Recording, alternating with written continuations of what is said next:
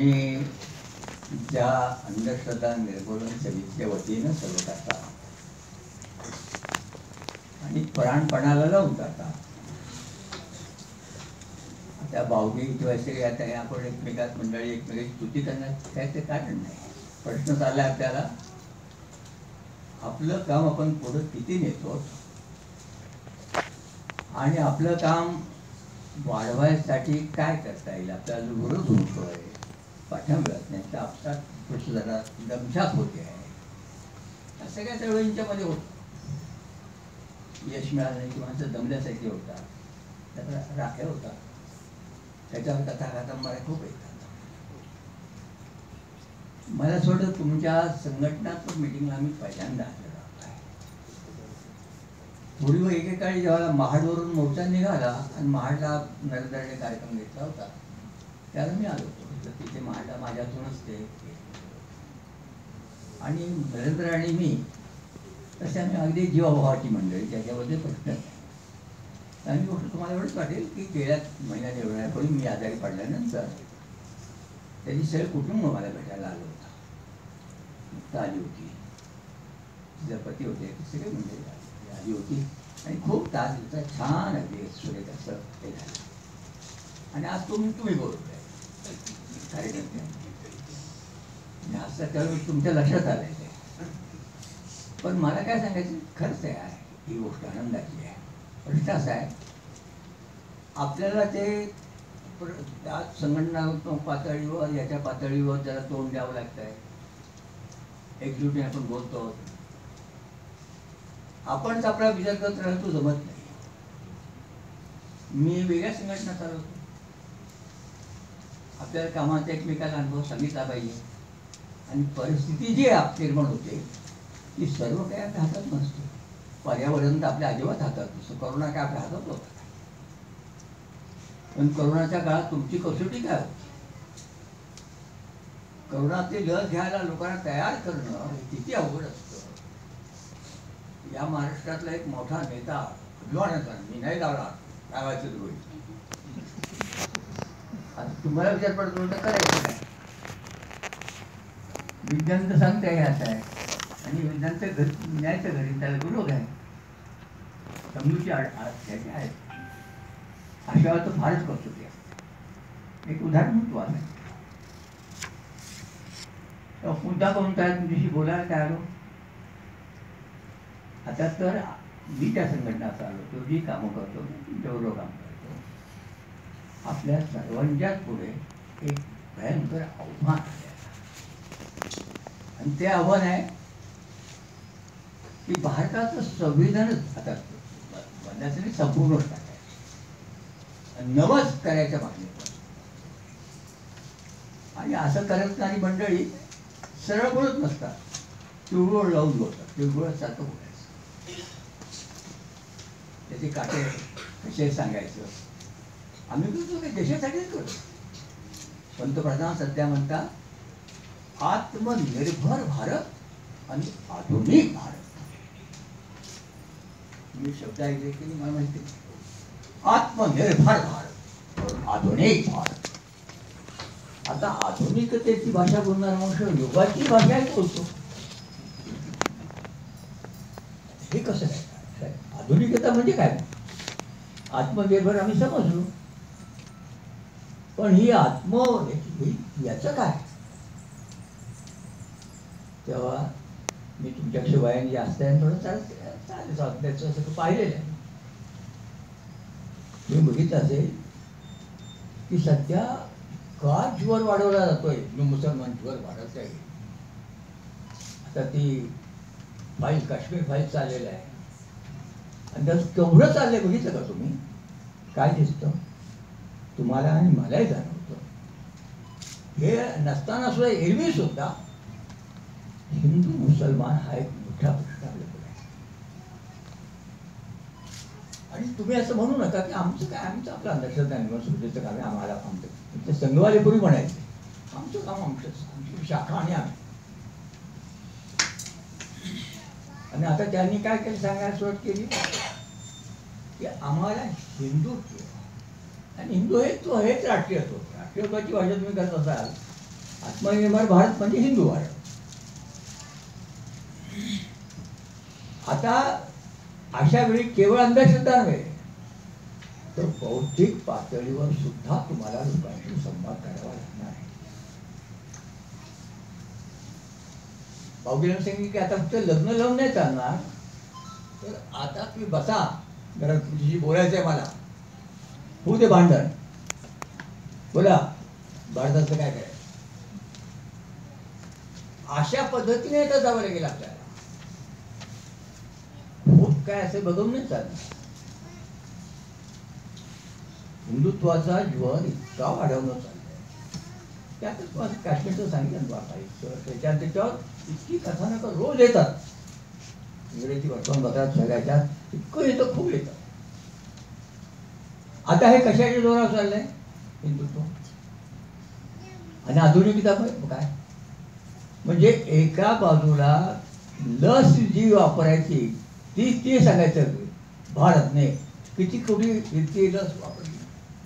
अरे पण ही विज्ञानाची लस आहे ना, ही हिंदुत्वाची नाही आहे. तेव्हा मला काय सांगायचंय, आता केवळ एखादी अंधश्रद्धा, एखादं काही हे आहे. आता मी डॉक्टर नरेंद्र डॉक्टर व्यवसायातला, मी डॉक्टर व्यवसायातला प्रॅक्टिस केलेले आम्ही माणसं. मला काय सांगायचं, नवीन जन्माला आलेलं मूल त्याला निमोनिया झालेला असायचा आणि त्याच्यामुळे निमोनिया झाला की फुफ्फुसाला सूज येते आणि मग फुफ्फुस काम करत नाही म्हटल्यानंतर पोटाचे स्नायूहून उरलेल्या फुफ्फुसाचे ते हक्के वाढतात. हक्के वाढतात. लोकांनी काय म्हणायचं झालं विचारा, लोक म्हणायचे छाती दुखून नाहीच आहे, तुम्हाला पोटाचं झालं आणि पोटाचं झाले म्हणजे मग काय काय तर बघायलाच नको. तर वैद्यकीय क्षेत्रापासून आम्ही दोघे वैद्यकीय क्षेत्रातले, शैलाही वैद्यकीय क्षेत्रात. तेव्हा तुमच्याशी परिमाणे बोलायला काय आलोय, जे स्वतःला पुरोगामी म्हणून लिहितात, जे खरे आधुनिक आहे आणि ज्यांचा लोकशाही समाजवादावर विश्वास आहे. आणि आपल्याला परत लोकशाही म्हणजे काय, का 4 शहाण्या माणसांनी बोलायचं असं नाही. समाजातल्या प्रत्येक माणसाने शहाणं व्हायचं, बोलायचं. शहाणा असला तरी त्याला बोलायचा अधिकार आहे.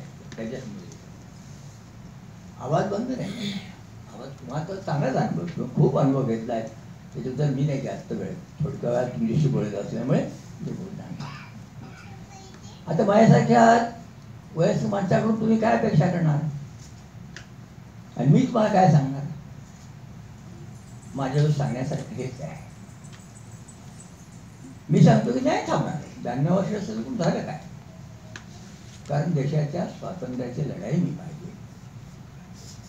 मी गोव्याचा लढा पाहिला आहे, मी संयुक्त महाराष्ट्राचा लढा पाहिला, मी आणीबाणीच्या विरोधात परत सगळ्याच्या जेलमध्ये सुद्धा बाळासाहेब देवरसांच्या बरोबर राहिले.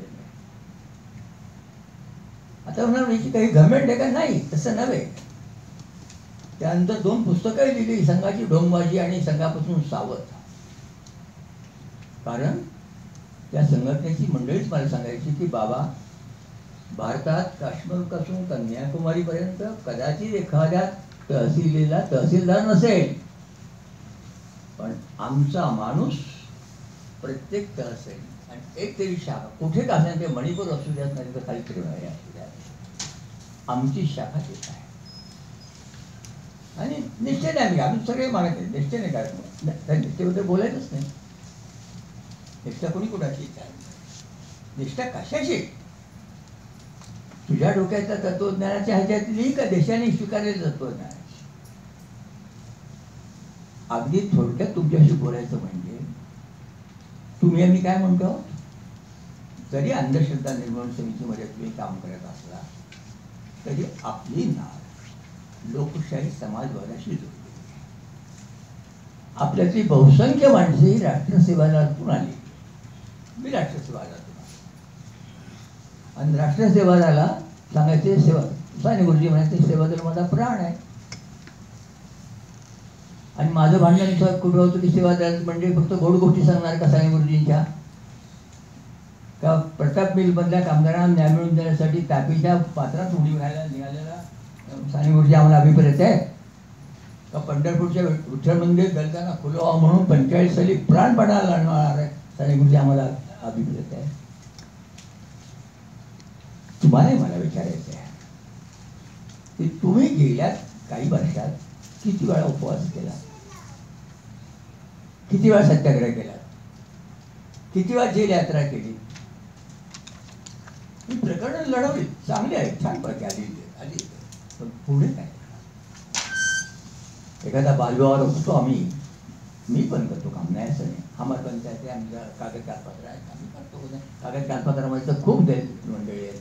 आणि बाई मला सांगते, अहो बाबा का लगीन लवकर केलं, आता आपण कामाला राहणार आणि ही पोरगी घरी राहणार, कुणीतरी तुझं काहीतरी करायचं आत, आपली त्याची तिकडे गेलेली बरी म्हणून आम्ही करतो. अहो आपण कळत नाही का आपण काय करावं, आबरूचा भावाले काय बोलणार तुम्ही, काय बोलणार?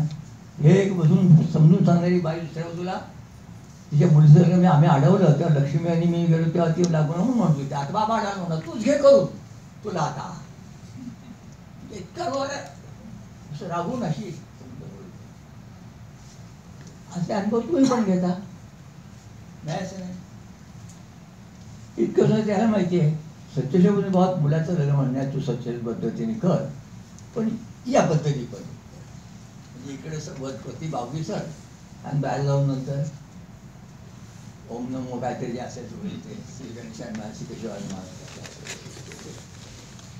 असं ज्या का तो गरीब समाज आहे, भाबडा आहे समाज, सगळीच माणसं बनेल आहे, भाबडी आहे. आता गंमत बघा, आता अशा याच्या सुद्धा शेवटी स्वातंत्र्य मिळालं. फाळणी झाली ठीक आहे, फाळणीनंतर गांधींचा खून झाला.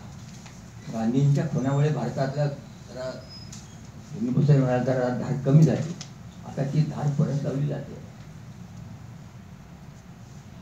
परत लावली जाते. म्हणजे केवळ तुमच्यापर्यंत प्रश्न नाही हा मी सांगतो.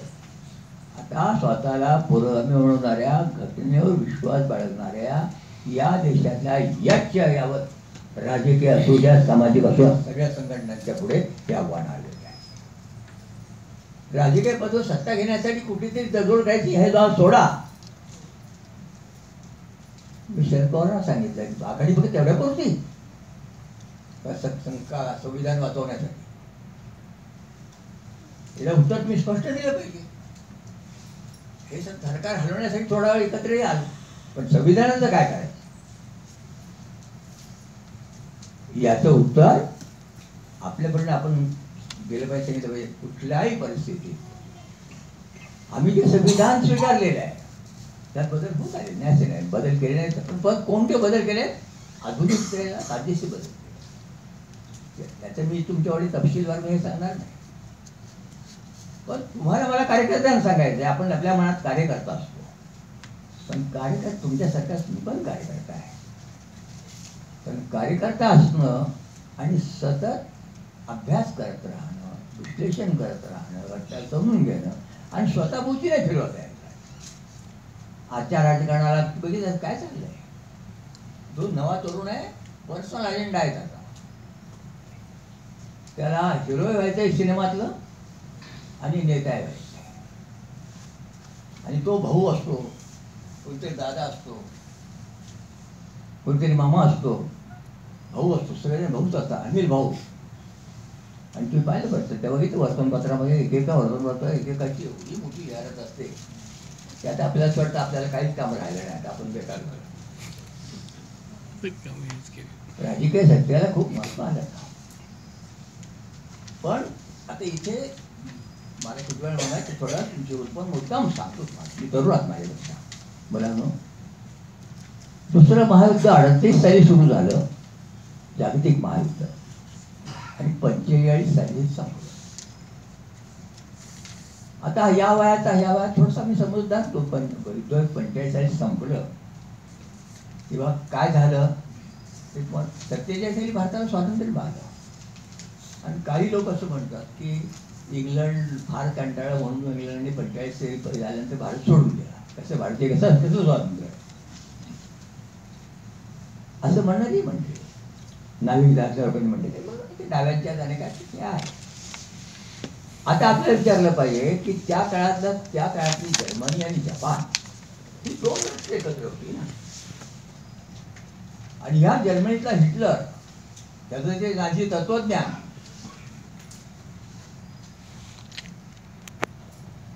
काय झालं? जर्मनीने महायुद्ध संपल्यानंतर त्याचा पराभव झाला, पण आज जर्मनीने हिटलरला सोडून गेलेला आहे.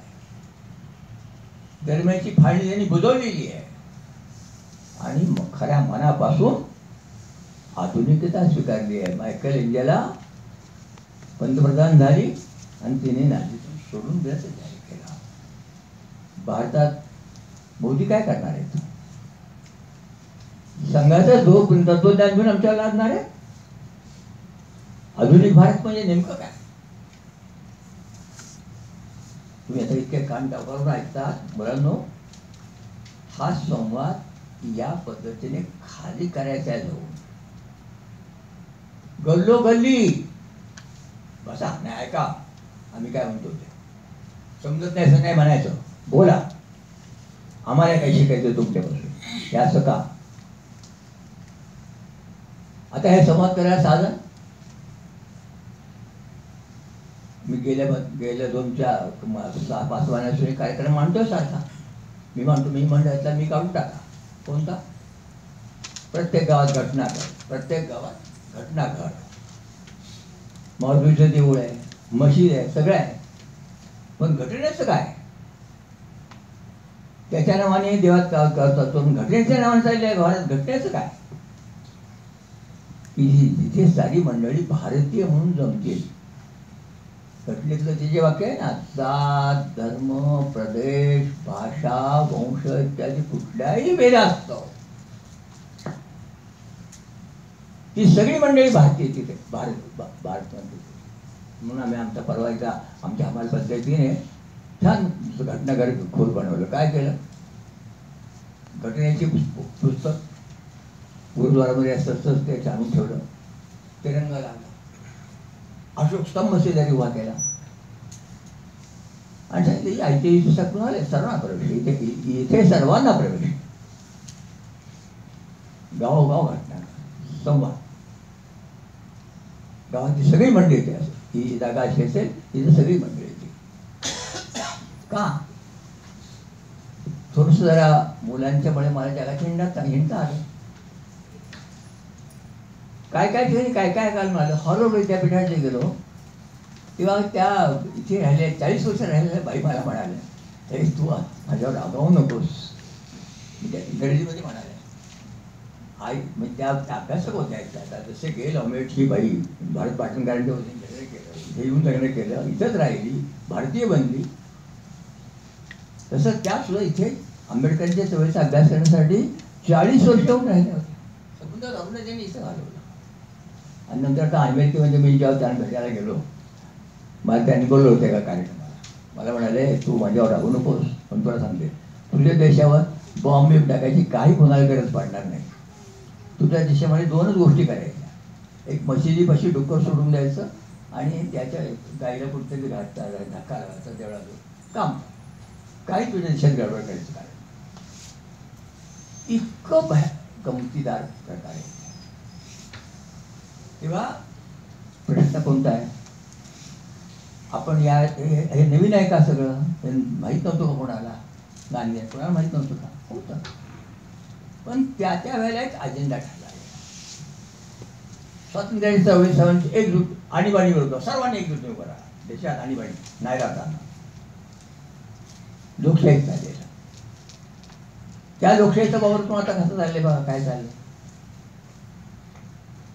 मग गरिबीच्या प्रश्नाला लोक दुय्यम का लेखतात आणि स्वतःच्या का बोलतात. आपली अडचण अशी झाली आहे, किती वेळ सांगा मला पाठवून थांबावं लागेल नाही. 5 मिनिटं. तर तुम्हाला काय सांगायचं आहे, मी पण एक संशोधन करत असतो, अभ्यास करत असतो आणि मी लोकांना सांगतो सावित्रीबाईंनी शाळा सुरू केली, मुली शाळेत जायला लागल्या. आमच्या रयत शिक्षण संस्थेचे पाटलांनी संबंध शिक्षण नेलं, सगळं सांग शिक्षण नेलं, शाळा निघाली. पण अभ्यासक्रम आपण केला नाही आणि त्याचा फायदा त्यांनी घेतला. त्यांनी बरोबर तिथे ते आणलं पुराण सगळे आणि मग त्यामुळे त्यांना श्रद्धा कशाला म्हणायचं असा सुरू करून द्यायचं किंवा तुझं डोकं फिरून टाकायचं. अभ्यासक्रम न केल्यामुळे काय झालं, आमचं साहित्य कला होतं. बर्ट्रांड रसेल नावाचा एक मोठ्या जगाचा तत्वज्ञ आहे. तो असं म्हणाला की एखादा समाज प्रगत होतो म्हणजे काय, तो मानवी मूल्यात बुद्धीची वाढ, नवनवे वैज्ञानिक शोध हे त्याचं हे म्हणायचं. आता जगात आता तुमच्या हातातलं यंत्र जे आहे, माझा ड्रायव्हर मला भीती वाटेल, तो गाडीवर सतत सारखा त्याचं कानाला लावलेला असतो आणि तो जगाशी बोलत असतो सारखा आणि तिकडे गाडी चालवत असतो. मी त्याला म्हणतो, अरे बाबा इतका जसं विज्ञानाने प्रगती केली, ज्या वैद्यकशास्त्राचा विद्यार्थी काय प्रगती तुम्हाला मी सांगेन अगदी. पण आपल्याला उपयोगी पडणारा आमच्याकडे हमशिवाय करते त्यातले 30 इथे घेत नाही मी.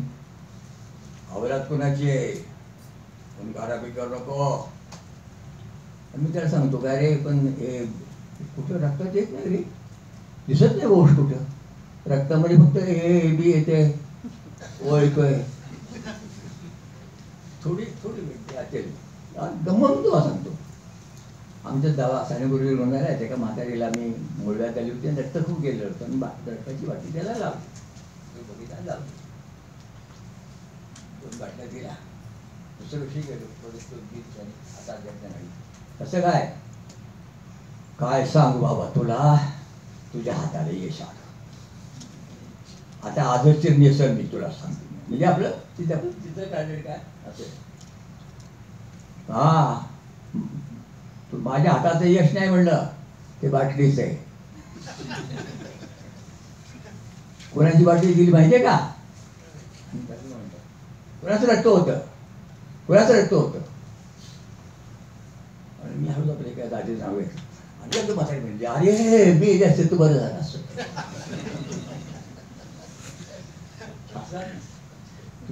आणि म्हणजे कुणाला सांगू नको, कुणाला सांगू नको.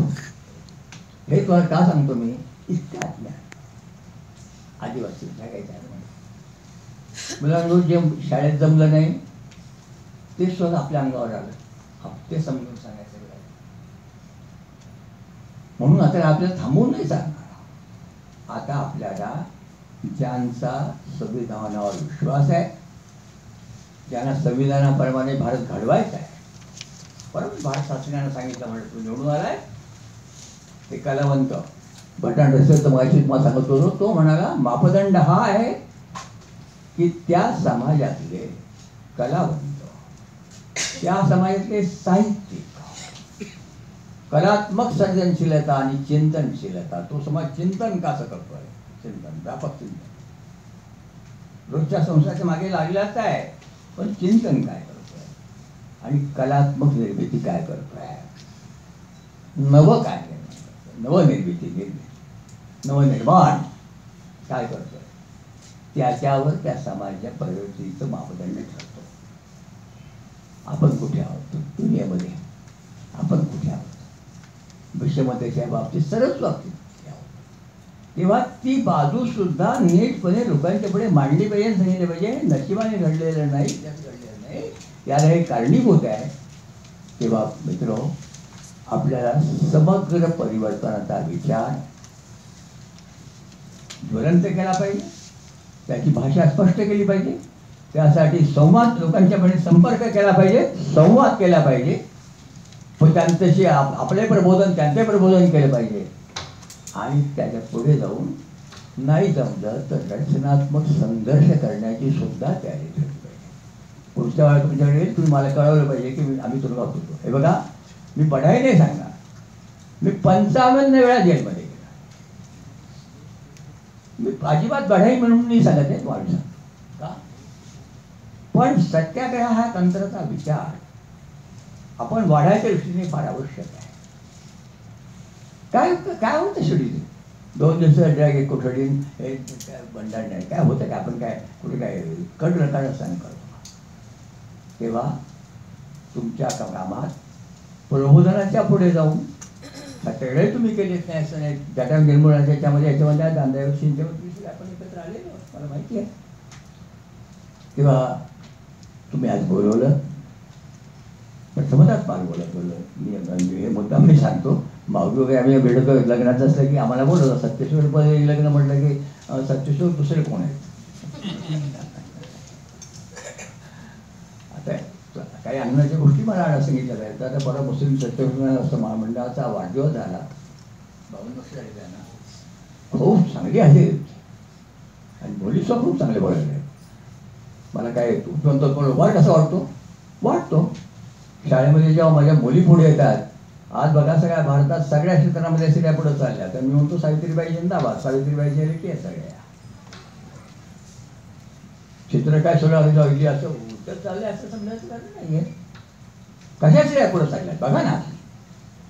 आता असं तुम्हाला दिसेल मुलगी मुलं पुरुष आहे आणि त्याच्यावर बलात्कार वाढलेले आहेत. काल एखाद्याचं हे केलं गेल्या 2.5 महिन्यामध्ये किती बलात्कार झाले. का मुली पुढे चालल्यात. आमच्याकडे 100,000 वेळा सांगतात. तेव्हा ही सुद्धा प्रसाद चिन्ह आहे आपल्या चळवळीची. तेव्हा तुमच्या ह्या कार्यकर्त्यांच्याकडे तुम्हाला भेटायची मला संधी मिळाली. मुलांना खोटं सांगत नाही तुम्हाला. खरं सांगतो तुम्हाला. जेव्हा असं वाटतं अशी तरुण मुलं पुढे येतात आणि उभी राहत आहेत आव्हान स्वीकारायला. तेव्हा वाटतं आपलं आज वय जरी 92 असलं तर आपण 100 हळूहळू गाठत राहू याची खात्री बाळगायची. आणि आजार आहे. न्यायाने माझी परवानगी नाही थांबायची. आजार आहे. आजार जरा कॅन्सरचा आहे. माझ्या पाठीचे काढायचं कॅन्सर आहे आणि डॉक्टरांची ताकीद आहे की तुम्ही नका जाऊ. हे लावल्याशिवाय काय कुठं काही करू नका. कारण तुम्हाला जर आजार झाला तर त्याला उपाय नाही. तर पाय मोडला तर तुमचा कॅन्सर तुम्हाला म्हणजे ठीक आहे. आता 92 इथपर्यंत झालं आज होऊ दे की काय जायचं म्हणून. तेव्हा पुढच्या वेळी कुठं बोलवा ना एक काम करा. एखाद्या ठिकाणी जे सत्याग्रह असेल ना तिथे बोला. तुमच्या बरोबर बसवतील इतका थांबेल. ठीक आहे. मला गेममध्ये पाठवतील असं मला वाटत नाही. म्हणजे गप्पा तर होती. धन्यवाद. थँक्यू बाबा.